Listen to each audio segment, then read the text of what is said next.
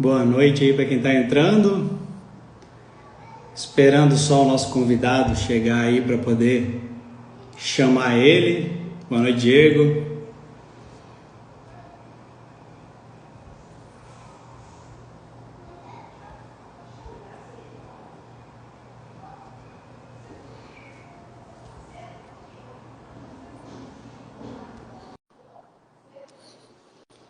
Já está entrando aí o Abdala. Vamos conversar hoje sobre patologia das estruturas. Boa noite, Abdala. Boa noite, engenheiro Nivaldo, como é que você está? Tudo certo, cara? Aqui na Tudo bem. correria. E tu aí, como é que tá? Pois é, estamos na luta, né? Engenheiro civil não para, né? Então a gente está sempre movimentando, está sempre Sempre na movimentando. correria, né, cara? É, não tem jeito, não tem outro jeito não. É, O... e Diga lá. olha só, muita gente que está aqui, na verdade, eu acho que talvez não te conheça, né? As pessoas no meu Ótimo. perfil talvez não te conheçam. Apesar de eu sempre te marcar aí, sempre, Aham. né, postar também teu conteúdo. Mas para quem não te conhece ainda, cara, primeiro deixa eu te perguntar uma coisa. Eu falo teu nome certo? Abdala, é assim mesmo? Abdala, é? Abdala Karim. É. Apesar do nome complicado, eu nasci em Brasília mesmo. É só uma descendência que eu tenho, sírio-libanês. Ah, beleza. É que às vezes eu fico na dúvida até porque o teu perfil pessoal, ele tá Karim, né? Daí, pô, É, será que eu é. chamo de Abdala ou de Karim? É porque é um nome muito Mas comprido, aí eu reduzo ao mais simples. Carinha mais simples. é o mais simples. Mas então se apresenta aí para quem está entrando na live também te conhecer um pouquinho. Bom, vamos lá. Sou engenheiro civil. Meu nome é Abdala Karim Nabut Neto, né? Por isso que eu condenso meu nome, falo ele um pouco menor. Sou engenheiro civil, mestre e doutor em estruturas de construção civil pela Universidade de Brasília. Eu tenho MBA em gestão de negócios imobiliários da construção civil e MBA em gestão financeira, controladoria e auditoria também pela Fundação Getúlio Vargas. Tive a oportunidade de trabalhar fora do Brasil, né, numa construtora americana, então esse é o motivo que todas as publicações que eu faço, eu também faço em inglês, até para manter o treino, né, o treinamento ali do inglês, a linguagem técnica em inglês. Aham. Trabalho em Brasília, né, eu sou responsável técnico de uma construtora aqui em Brasília, exclusivo aqui em Brasília. E, enfim, é isso. A gente tenta passar um pouco da experiência que a gente tem. Publicamos aí recentemente o livro Patologia das Construções, até trouxe aqui, né, Exatamente. para o pessoal poder conhecer. E foi recorde de vendas, foi uma surpresa legal que a gente teve. Publicamos eu, o professor Matheus Leone e o Gil Deon, do perfil Momento Engenharia. Então, a Aham. gente tem produzido bastante coisa. E vou lançar agora um livro com o Paulo Herve, que tem mais de 15 milhões de metros quadrados projetados no Brasil e em outros países. Então, a gente vai engajando nas redes sociais, a gente começa a ter um leque muito legal de colegas profissionais como você, né? Você é um dos calculistas que mais se destacam hoje aí no Brasil e eu acho que o seu trabalho é muito legal porque não é só o trabalho do escritório de cálculo, você mostra o seu escritório de cálculo em campo. Né? Então, Exatamente. você vai para a obra e você mostra aquele detalhe, daquela ancoragem que você projetou, aquele detalhe do gancho ou o detalhe do corpo de Aham. cobrimento, etc, etc. Então, o seu material é um material muito rico e o pessoal precisa de conhecer também. É bacana, na verdade, assim, né? A gente vê muito, infelizmente, a gente vê muito perfil hoje aí que meio que publica de tudo, sem foco, sem conteúdo, na verdade, de grande valia. E o que eu tento passar, o que eu vejo que tu tenta passar, na verdade, é a experiência que a gente tem de verdade, né? Tipo assim, eu não vou falar sobre patologia das construções porque não é a minha área. Assim, o Sim, que eu tenho experiência mesmo é estruturas. Então, por isso que eu até te chamei para falar sobre manifestações patológicas em estruturas. exato. Então, e é exatamente isso, né? A gente tenta criar esse conteúdo dentro da área que a gente é específica, que a gente tem alguma autoridade, alguma experiência, pelo menos, para falar disso, sem deixar brecha para entendimento errado, né? Que é Mas é assim, importante. já vamos entrar num exemplo que eu acho que é um exemplo clássico, né? Você especifica no seu projeto cobrimento de, por exemplo, 2,5 cm de cobrimento, né? Entre a Uhum. ferragem e a forma. E muitas vezes na obra, o que acontece? O pessoal coloca o espaçador, só que pisa em cima da ferragem e a ferragem encosta na forma. Então, Uhum. Uhum. esse procedimento que a gente vê muito, o que acontece? A ferragem encostando na forma, quando terminar a concretagem, quando você desformar, o que vai acontecer? A ferragem vai estar exposta lá. E se nada for feito, já entra a manifestação patológica, né? Que a gente chama. Então, Exatamente. na verdade, o processo da corrosão não é a manifestação patológica. A corrosão é uma patologia. Aí você tem que Uhum. estudar Uhum. a corrosão. A corrosão ela gera manifestações patológicas como fissuração, né? Então, Aham. tem muita gente que confunde um pouco a nomenclatura e tudo mais. Mas, enfim, isso aí já é um exemplo prático. Você especifica no seu projeto comprimento de 2,5 cm como cobrimento mínimo, por exemplo, e na hora da execução até tem o espaçador, mas um trecho da ferragem, da laje, da viga, o profissional foi lá, pisou em cima da ferragem, ele encostou na forma, e isso aí já pode gerar um problema. E a gente tem um leque, né, muito grande de manifestações patológicas que pode acontecer, e, enfim, esse foi um dos motivos que a gente explorou aqui no livro. Vou até trazer algumas coisas aqui. Pode ir comentando algumas outras coisas que você acha interessantes. Vou te falar assim que eu trabalho com projeto estrutural, né, e acompanhamento de estrutura. É isso que eu faço, é só estrutura. Não fundação, nem nada disso, é só estrutura. E daí eu vejo muito no campo, quando eu estou na obra, a gente especifica no projeto de uma forma, a gente vai fazer o acompanhamento. Muitas vezes a mão de obra não é nossa, a gente é contratado só para fazer o acompanhamento. Exato. Principalmente de obras menores, assim, que às vezes fecha com o Zé ali da esquina e tal, e o cara vai lá fazer a obra, né? Exato. E a gente vê comum, às vezes, na cultura dele, usar espaçador errado, ou colocar uma coisa que acontece muito, espaçador muito distante. Então o cara bota o espaçador na armadura da laje, muito distante, ou na armadura da viga, muito distante, acaba que no meio ele desce ali, a armadura desce, e Exato. Começa, né, a ficar com um cobrimento pequeno, e tem toda essa questão. Então, Exato. Queria perguntar para ti assim, ó, dentro do que tu já estudou, dentro do que tu vê aí no dia a dia, quais as manifestações, ou qual a patologia mais, assim, que tu vê com mais frequência? O que acontece nas estruturas, assim? Tem três, na verdade, que eu vou destacar mais. Fissuração, né? E é difícil, eu sei que na prática é difícil a gente achar um concreto que não fissure nada. Isso é muito difícil.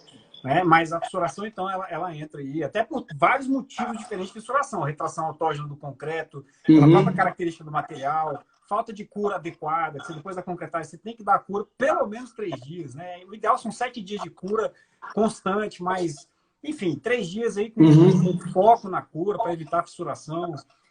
Então, tem vários motivos diferentes que gera fissuração, né? Então, propriedade do material concreto que pode gerar uma retração autógena e gerar fissuração, que é inerente do material. O concreto esquenta, né? Quando a reação de hidratação acontece, a reação de hidratação provoca calor e esse calor provoca fissuração. Isso. A gente vê aquela concretagem de grandes volumes, né? Aqui a gente tem radieiro estaqueado, é muito grande, é muito volume, 400 metros cúbicos, 500 metros cúbicos. Então, tem que ter esse cuidado. Eu não sei se você já viu, mas tem concretagem que o pessoal usa gelo, coloca gelo. Exatamente. Para baixar esse calor de hidratação liberado no processo natural de reação do concreto. Então, assim...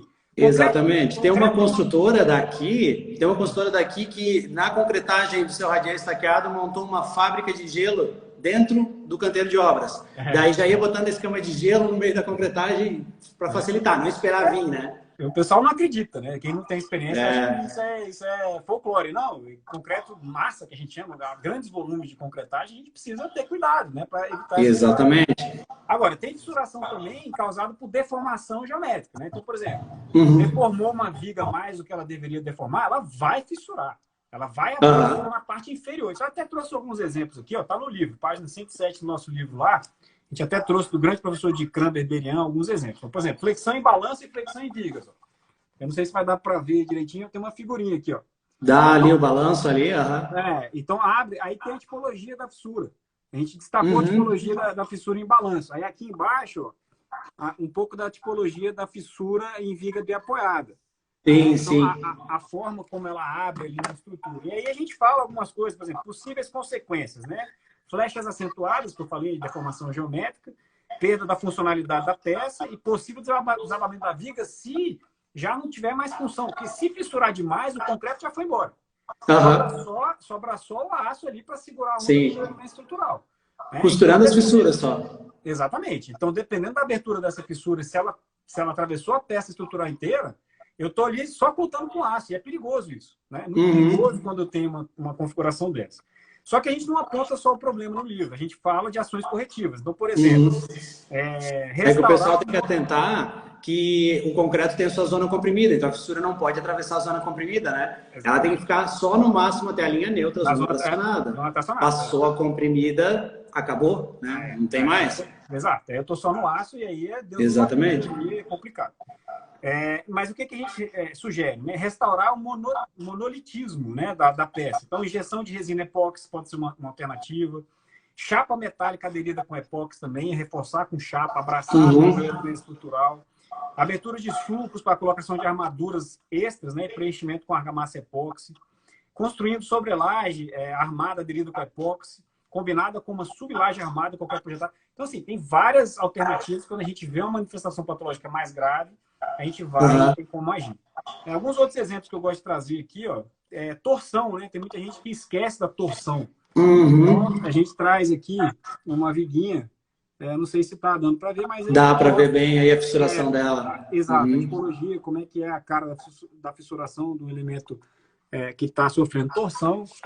Isso é uma coisa que eu vejo muito aqui, assim, porque como eu trabalho com projeto estrutural e eu faço muita consultoria, eu tenho os alunos do curso, eu faço consultoria para eles, mas eu faço muita consultoria externa. Então, às vezes, eu dou uma analisada no lançamento da pessoa. E, às vezes, a pessoa não tem tanto, assim, aquele feeling e acaba fazendo o que, por exemplo, que a gente não recomenda, engastar viga em viga. Daí o cara vai lá, engasta uma viga em viga, chega a armadura negativa. Quando essa viga que se apoia deslocar, ela vai torcer a viga de apoio e gera torção. Daí a pessoa até se pergunta, minha viga tem só 40 de altura, mas está cheia de armadura de pele, por que que é? Por causa de torção, né? Então é aquele feeling que tem que ter. Exato. Mas é aí que tá. Esse feeling que você está falando vem da experiência, né? Você é um calculista experiente. Então, tem muito calculista que... Uma outra coisa, aproveitando esse bate-papo que a gente está tendo, que eu gosto de salientar, é que tem muito operador de software por aí. Isso é muito perigoso. Eu já vi situações onde eu percebi que a pessoa sabia só operar o software, o Eberic, o TQS, seja qual for. Famoso garoto de programa. Exatamente. Exatamente. Isso é perigosíssimo. Eu gosto de alertar sempre esse tipo de situação, porque eu já presenciei e já vi que tinha dado problema numa estrutura e o calculista ficou completamente vendido, vendido, porque ele não sabia, ele sabia entrar com os dados no software, ele sabia colocar ali as informações, mas ele estava completamente perdido. Então, fica um alerta aqui. O pessoal não sejam operadores de software, entendam realmente o que vocês estão fazendo, entendam o modelo estrutural. Tem toda a técnica, na verdade, de engenharia, tem toda a análise de engenharia que tem por trás. Então, não é porque tu sabe os comandos, que tu vai lá e lança tudo bonitinho, digamos que não deu nenhum erro, pode até não dar nenhum erro, mas pode estar super armado, pode ter, às vezes, um deslocamento que tu não percebeu.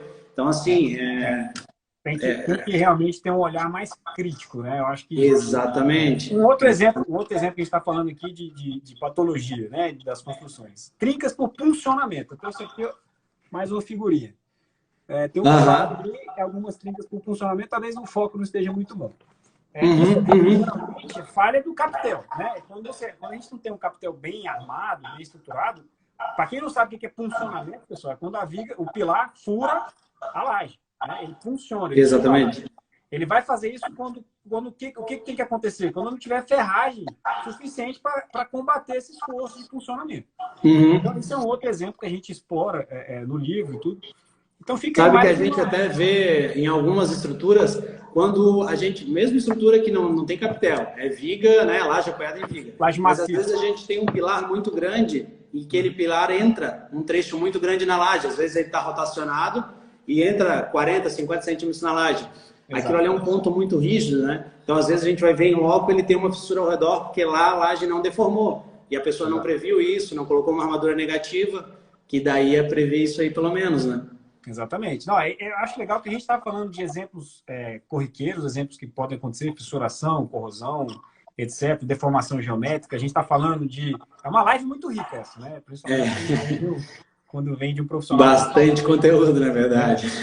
Eu acho que é importante a gente fomentar esse conteúdo, né? Eu gosto bastante da forma como você publica suas aulas, você dá o exemplo. Eu só acho que às vezes precisa, quando você me marca, falta só uma conclusão. Às vezes vem sem conclusão.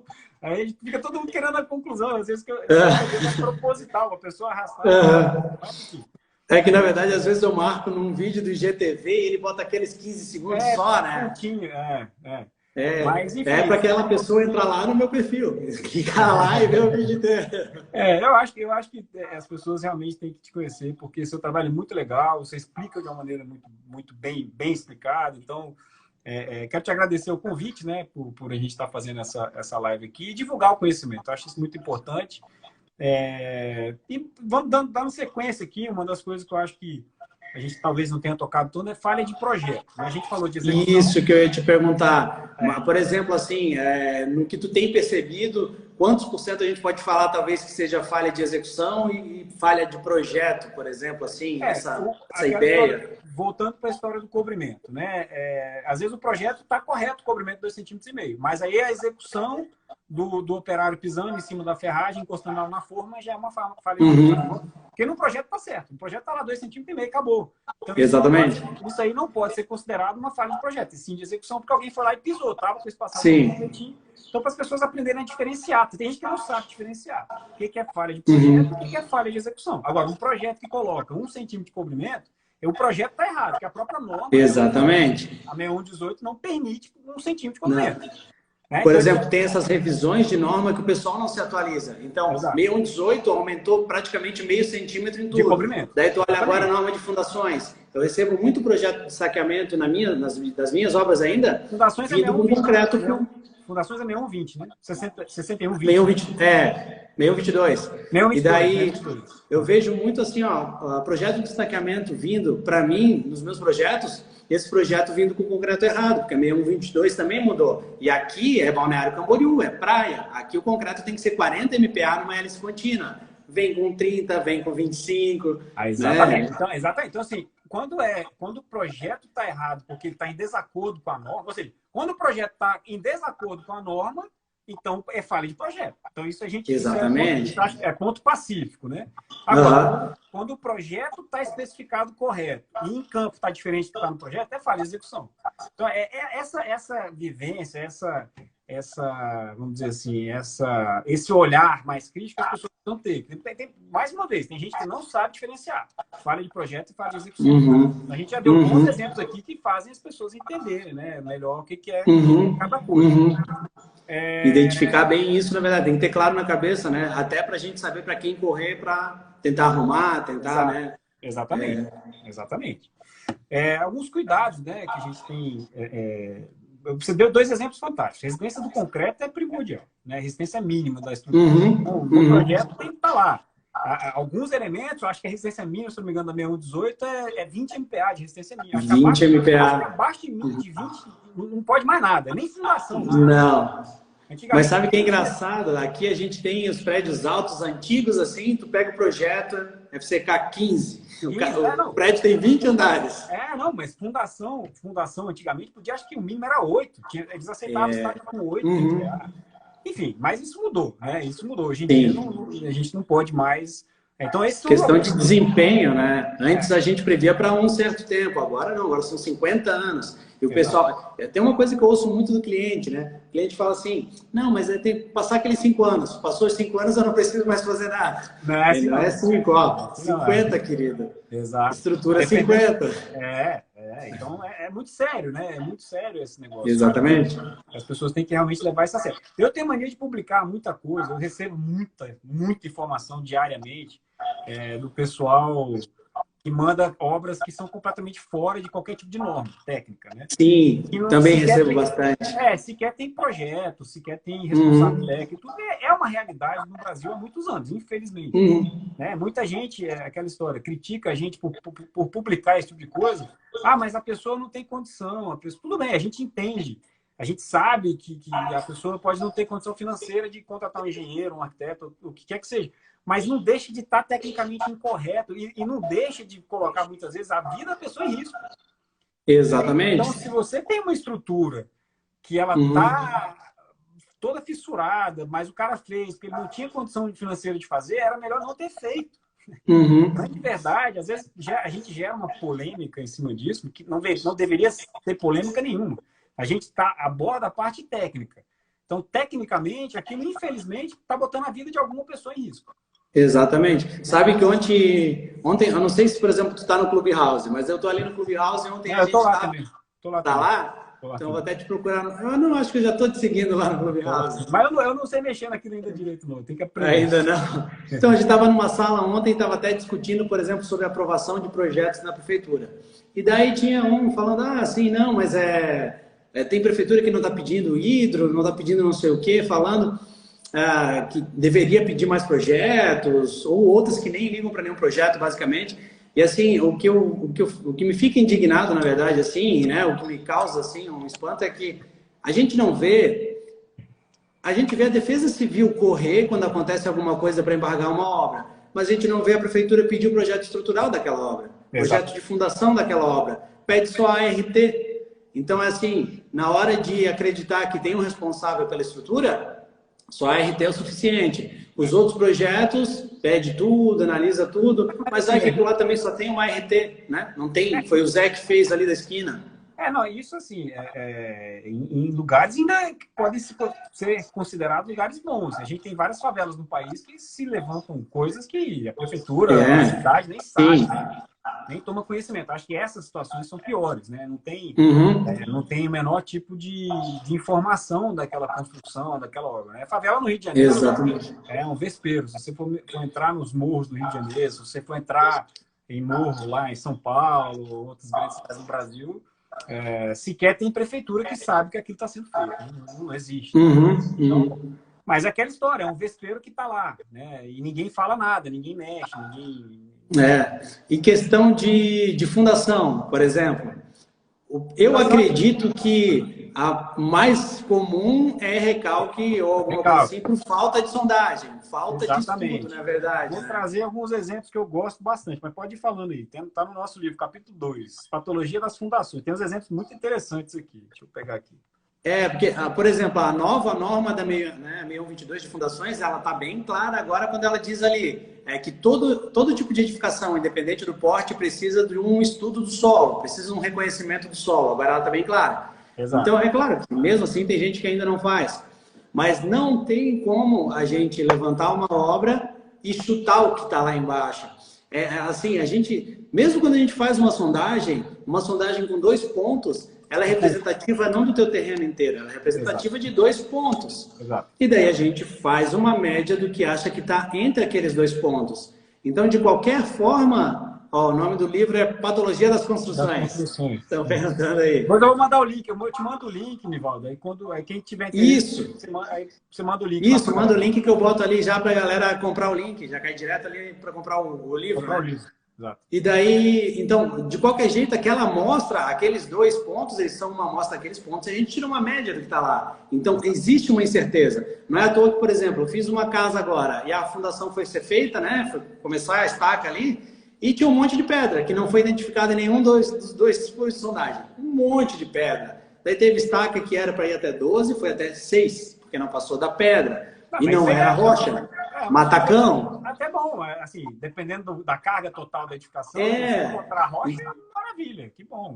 Se fosse rocha, mas aqui é matacão. Então, assim, a gente já fica mais...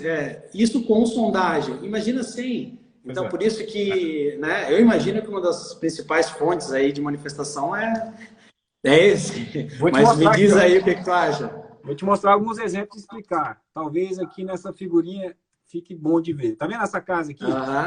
Essa casa, tá vendo essa linha pontilhada? Essa linha pontilhada aqui era a origem do terreno natural. O terreno natural de onde foi feita a casa era onde era essa linha pontilhada. Então, para poder colocar ela reta, teve que ter uma seção de corte, tá? Aqui. Corte a terra. E aterro aqui.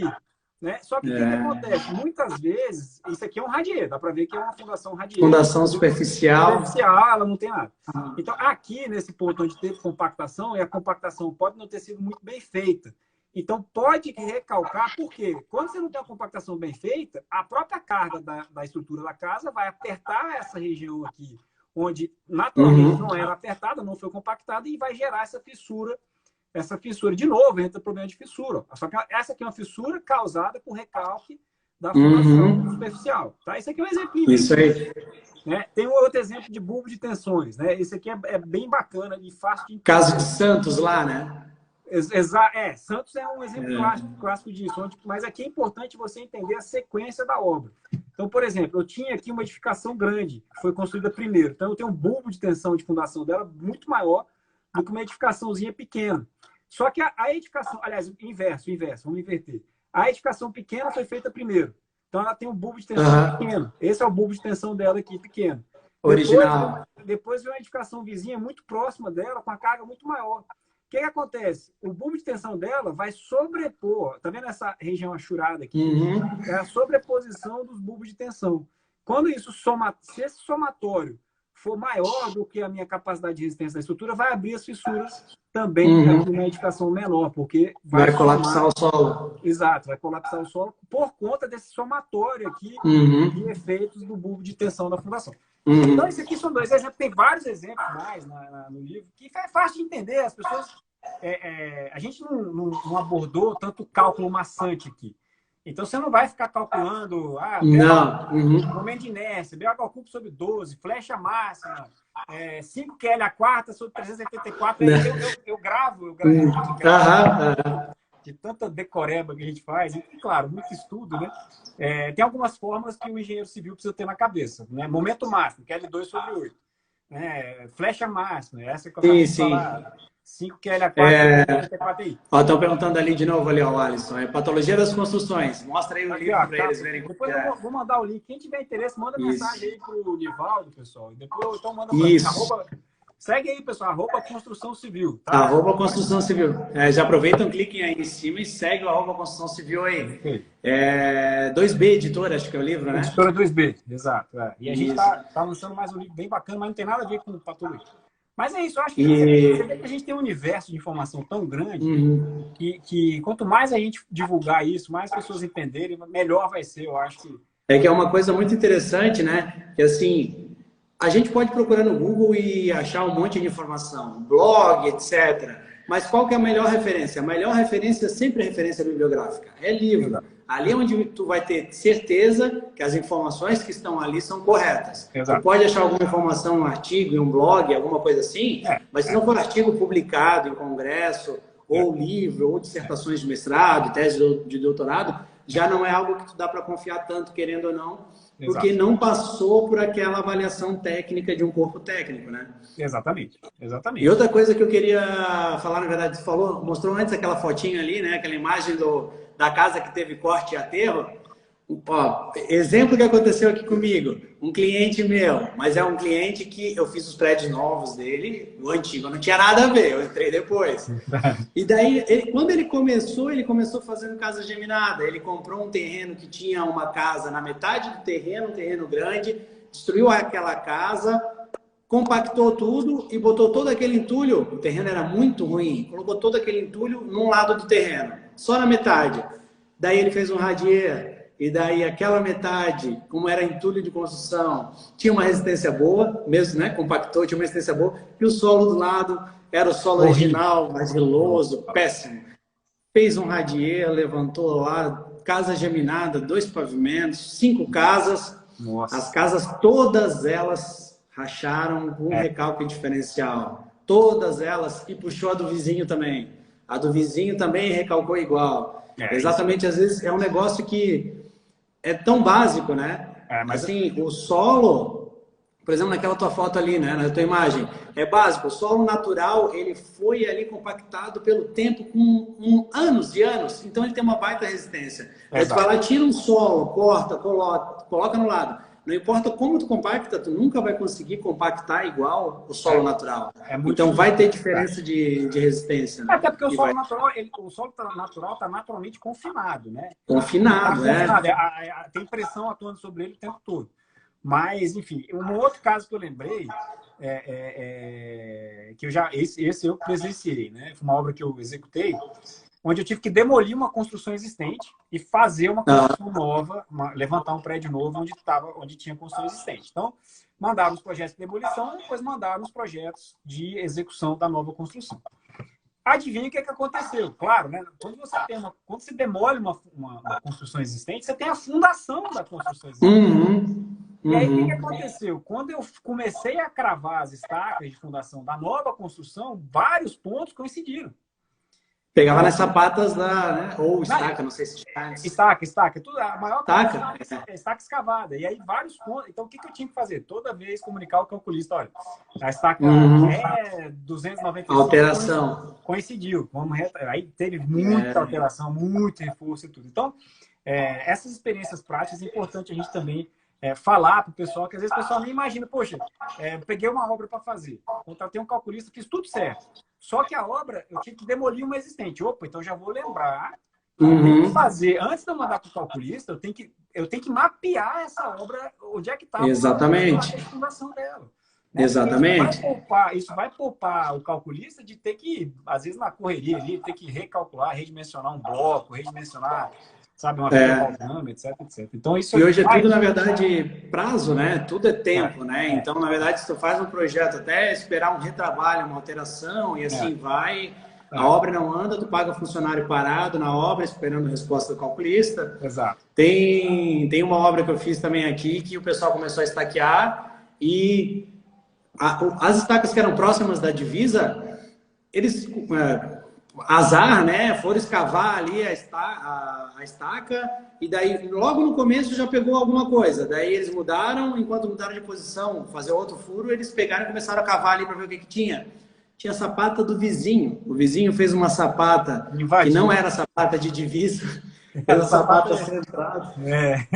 E a sapata estava ali pro lado. Daí me ligaram na hora, assim. Daí eu falei, cara, faz assim, ó, era uma estaca só. Deu, não, faz 2 estacas, uma de cada lado da sapata dele, e me manda a posição que eu faço um bloco novo, não tem problema. Isso. E assim aconteceu umas 3 vezes, assim, porque aquela divisa toda estava com a sapata centrada do vizinho, né? E é complicado mesmo se tu for pensar assim, o cara tá errado, porque a sapata dele, vou meter ali um rompedor e quebrar. Só que ele tá ali há mais tempo, a edificação tá ali, tu vai causar propositalmente uma patologia na estrutura dele, tu vai arranjar problema, mesmo ele sendo errado, porque a sapata dele tá errada. Mas tu vai arranjar problema, porque daí você vai botar um rompedor, vibrar a estrutura toda, uma estrutura que está lá há tempo já, né? Não sabe a qualidade que foi feita. É bom evitar. É bom evitar. Mexer na fundação é bom evitar. Mas é aquela história, se não tiver jeito, reforça, né? Mexe, enfim. Eu acho isso bacana. Eu tenho um seriado no feriado. Eu tenho umas gravações que eu faço chamadas Histórias de Obra, né? E eu conto. Eu já vi várias. Eu desenho algumas situações dessas, né? Já teve situação de completagem de estaca de fundação, uma muito próxima da outra, e que a pressão lá embaixo era tão grande que o concreto de uma estaca invadiu para a outra, fez um grande bulbo lá embaixo. Também foi um caso onde eu precisei fazer também um redimensionamento de bloco. Tive que cravar uma estaca a mais, abraçar com um bloco que estava previsto para 2 estacas, teve que receber 3 estacas, era um bloco retangular, virou um bloco triangular, enfim. Então a gente tem algumas situações de obra que também as pessoas precisam saber. Isso é muito interessante, né? As pessoas às vezes acham assim, tu vai trabalhar com projeto, beleza, mas tu não vai ficar assim, parado o resto da vida na frente do computador fazendo projeto. Se tu quer evoluir, tu tem que ir para a obra, independente se tu foi contratado ou não. Então, tem que ter costume em visitar as tuas obras que tu projetou, mesmo se não for convidado. Vai lá dar uma passadinha, liga para o cliente, quero aí dar uma olhada para ver como é que está a execução. Porque assim, o projeto é teu, querendo ou não, tu vai conseguir enxergar algumas coisas lá na hora que talvez não estejam sendo do acordo, né? Sempre acaba acontecendo alguma coisinha, mas tu tem um feedback, tu evolui, tu vê a dificuldade daquela pessoa montar uma armadura, fazer uma locação, aquela solução de laje lá é difícil de montar, melhor não fazer mais. Então tem um monte de coisa que a gente tem que estar na obra para evoluir. Só estando na obra para evoluir. Com certeza. Eu quero destacar ainda mais o seguinte, não só na obra, mas as pessoas precisam entender. Muita gente não sabe quem é um calculista estrutural. O pessoal que está vendo aqui, que está na minha página, Nivaldo é calculista estrutural. Tá? É essencial ter um calculista. Tem gente que acha que não, é o pedreiro, o mestre. Por mais experiência que a pessoa possa ter, toda obra tem que ter um calculista, pessoal. Né? O responsável técnico por aquele cálculo estrutural. Então, o pessoal de fora às vezes me pergunta assim, o que tu faz mesmo? Calcula quanto cimento vai na obra? Pessoal, o calculista, deixa eu só frisar isso aqui. O calculista é uma das figuras mais importantes numa obra. Tá? Fundamental, né? Eu quero deixar isso gravado aqui, pode me cobrar isso depois. O calculista é um dos profissionais, o engenheiro calculista, responsável pelo cálculo estrutural, é uma das figuras mais importantes da obra. Né? Então, vocês têm que lembrar isso o tempo todo, porque é ele que concebeu o modelo estrutural. E tem muita gente que critica ainda, Nivaldo. Quando eu coloco lá uma construção que está na cara, que não tem nenhum responsável técnico, o calculista nem viu aquilo ali, e dá um monte de problema. Então, porque as pessoas não conhecem os Nivaldos do Normal. Brasil que executam, né, que calculam o projeto e fazem aquilo acontecer. Mais E uma vez. sabe que acontece muito assim, né? O cara vai lá e gasta R$ 300 no metro quadrado de um porcelanato, 1,20 por 1,20, e o Exatamente. cara não quer fazer o projeto estrutural que ia gastar na casa dele uns 2, 3 mil reais, sei lá, Exatamente. e gasta R$ 300 no metro quadrado. Aí o que acontece? Exatamente. Trabalha tudo, né? Quebra todos os pisos, a laje deforma. Exatamente. Né?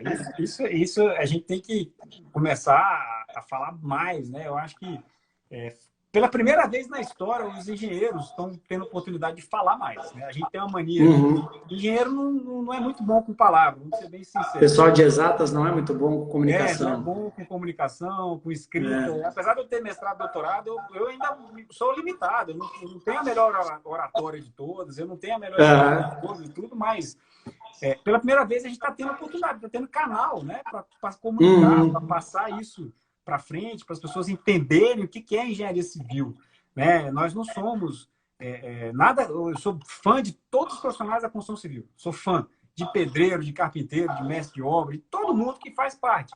Mas o pessoal acha que a gente forma engenharia civil e a gente faz o que o pedreiro faz também. É claro, o pedreiro é fundamental na obra, mas a responsabilidade maior vem sobre as nossas costas. Né?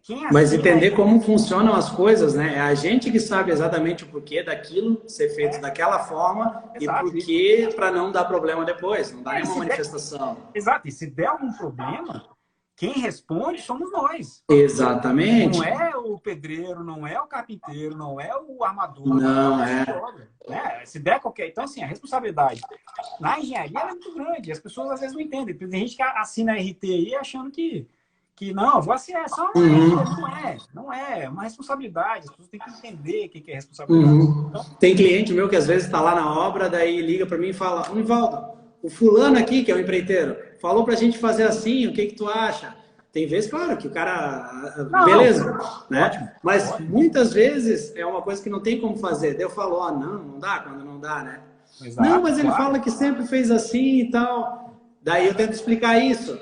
Quando a tua obra for entregue, ele vai virar as costas e ir embora e não tem nenhuma responsabilidade. Exatamente. Eu e tu, que tu é proprietário e eu que sou engenheiro, a gente vai ter responsabilidade pro resto da vida. O resto da vida. Então, tu pode ouvir ele agora para fazer uma coisa mais fácil ou tu pode fazer o certo. Exato. A escolha é tua. Exatamente. Exatamente. Então, é exatamente isso. Né? A gente não pode... É uma profissão muito séria. Né? As pessoas não entendem isso.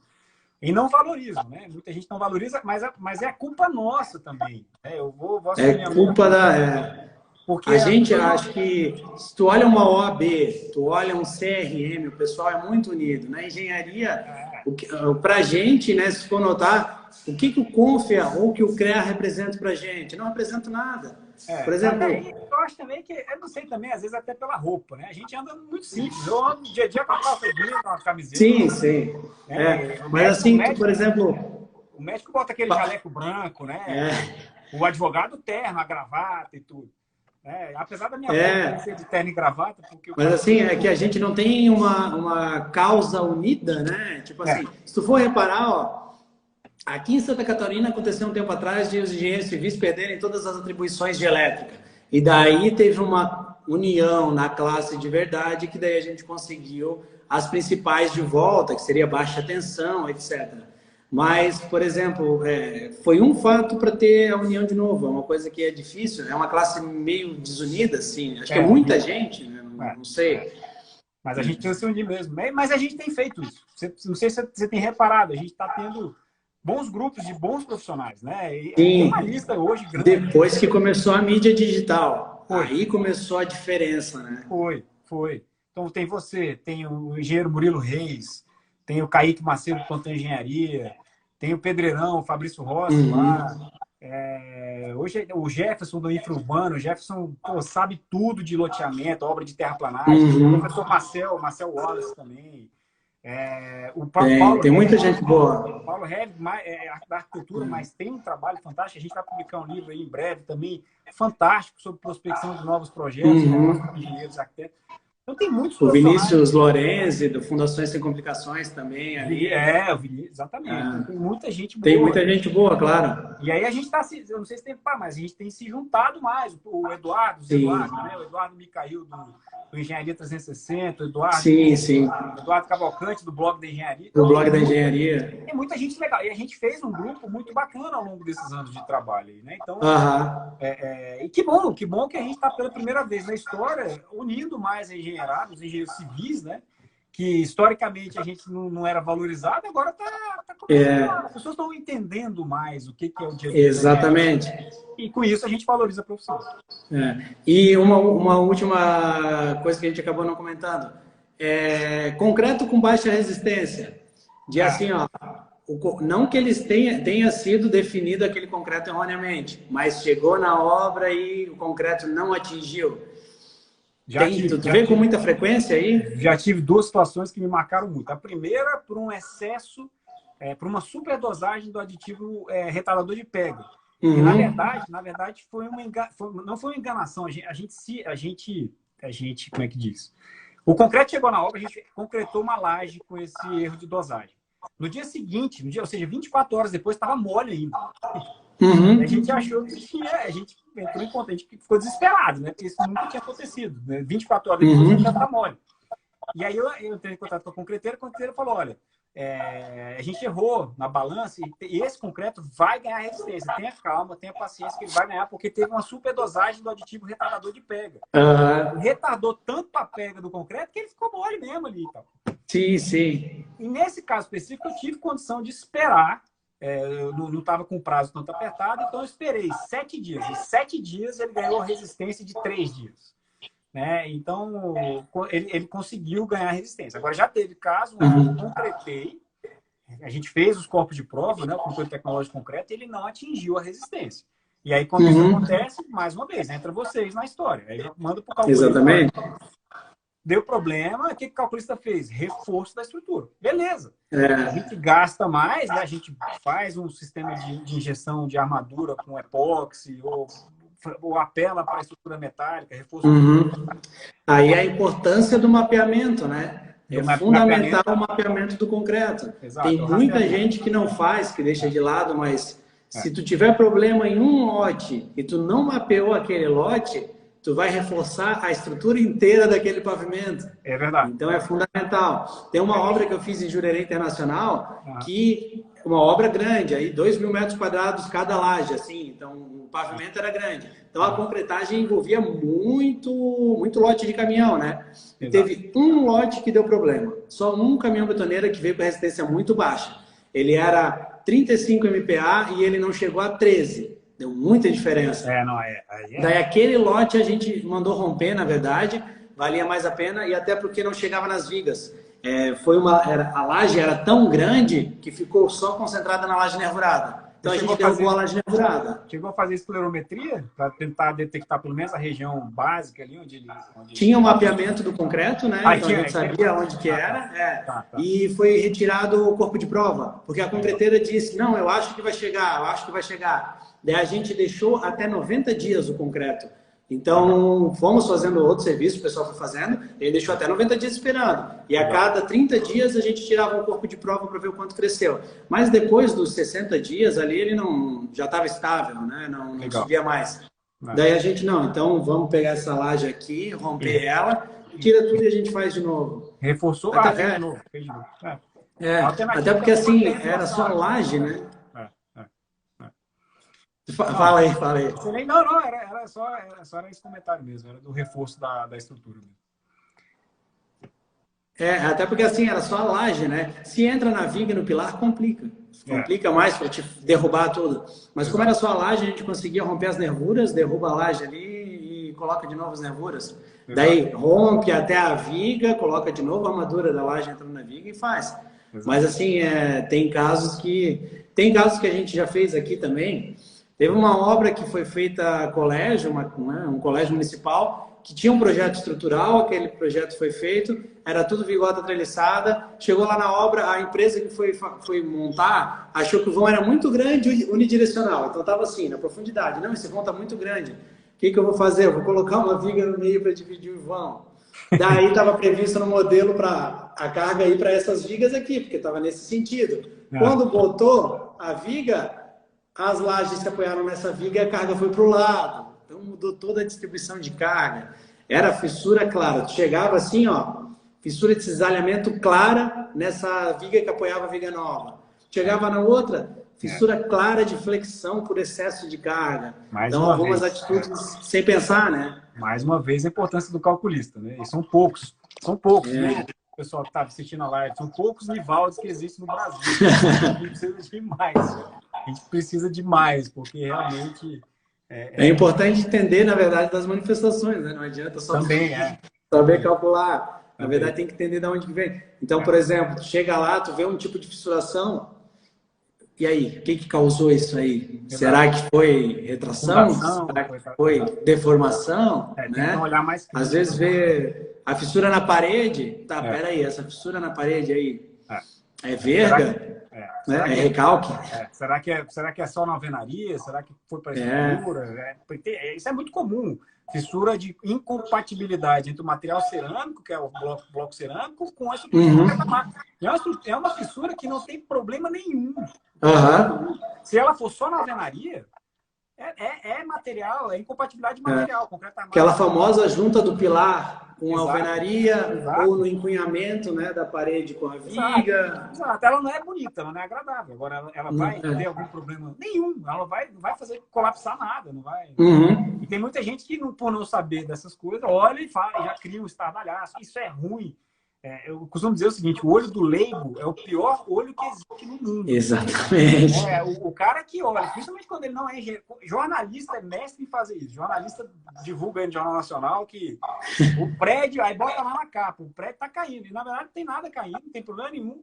Né? Mas o olho do leigo é o pior olho que tem. Então, a gente destaca isso aí também como uma crítica construtiva. Exatamente. Cara, deixa eu pegar um relógio aqui, peraí. Eu não sei nem que horas são mais. Já tem que encerrar. Já tem que encerrar por aqui. Porque já passou bastante, até do tempo que a gente chegou a falar de fazer meia hora, já estamos a 50 minutos. Mas o papo é bom. Falar com o engenheiro bom, rapaz, é bom demais. A gente vai falar com quem escreve livro é fácil, o cara tem conteúdo, né? É tranquilo.